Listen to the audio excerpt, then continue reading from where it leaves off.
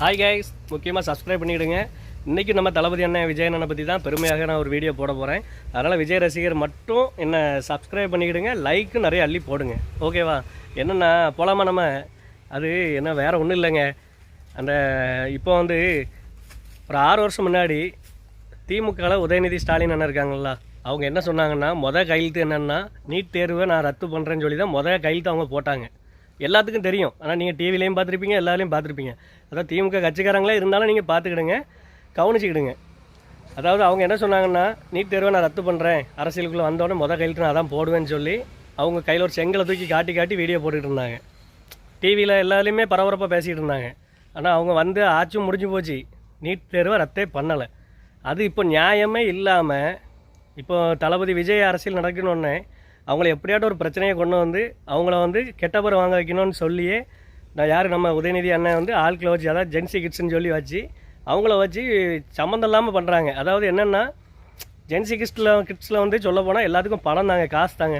500 ரூபா கொடுத்து பசங்களை கூப்பிட்டு வச்சு நீங்கள் போராட்டத்தில் கலந்துக்கிடுங்க. நீட் தேர்வு, அதாவது டெல்லியில் நடக்கிறது வேறு. டெல்லியில் ஒரு நடந்துகிட்டு இருக்கு பார்த்தீங்களா, ஒரு நீட் தேர்வு கொஸ்டின் பேப்பர் கசைவுன்னு சொல்லி அதுக்காக தான் அங்கே போராட்டம் நடந்துகிட்ருக்கு. கற்பாம்பூச்சி கழகம்னு சொல்லி அவங்க போராட்டம் பண்ணிகிட்டு இருக்காங்க, பிஜேபியை எதிர்த்து பண்ணிகிட்ருக்காங்க.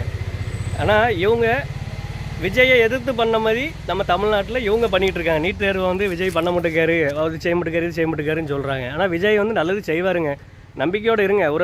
ஒரு வருஷம் மட்டும் ஆகட்டு, 1 வருஷம் டைம் கொடுங்க, அதுக்கப்புறம் அவர் பண்ணிக்கிடுவார். அதை விட்டு இவங்க ஜென்சி கிட்ஸை வச்சுக்கிட்டு மாற்றி வீடியோ அங்கே போராட்டம் இங்கே போராட்டம். நேற்று ஒரு நடிகை கூட டிவி செய்தியில் பேசினாங்க. அந்த கூட்டத்துக்கு வந்திருக்க எல்லாருமே தளபதி விஜய் ரசிகர் தான். ஆனாலும் அவங்க எதனால் அந்த கூட்டத்துக்கு வந்திருக்காங்க அவங்களுக்கே தெரியாது, என்ன போராட்டம்ன்றே தெரியாது.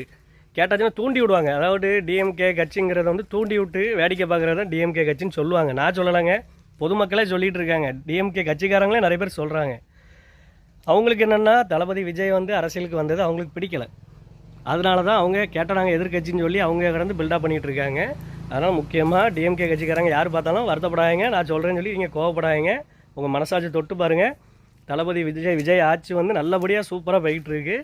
நீட் தேர்வுக்கு வந்து அவர் கண்டிப்பாக குரல் கொடுப்பார். இப்போதைக்கு கொடுக்க மாட்டாருங்க, 1 வருஷம் போன அப்புறம் பாருங்கள், கரெக்டாக கொடுப்பாரு. இதை முக்கியமாக நீங்கள் போராட்டம் பண்ண சொல்கிறது வந்து உதயநிதி ஸ்டாலின் அண்ணனையும் ஸ்டாலின் அண்ணனையும் அந்த டெல்லியில் போய் போராட்டம் பண்ண சொல்லுங்கள். அந்த நீட் தேர்வு கொஸ்டின் பேப்பர் கசஞ்சிச்சுலா, அதுக்கு அவங்கள போராட்டம் பண்ண சொல்லுங்கள். அதை விட்டுவிட்டு தமிழ்நாட்டுக்குள்ளே வந்துட்டு ஒன்றா தளபதி விஜயை பற்றி கம்ப்ளைண்ட்டு குறையா சொல்கிறதுலாம் வேஸ்ட்டுங்க.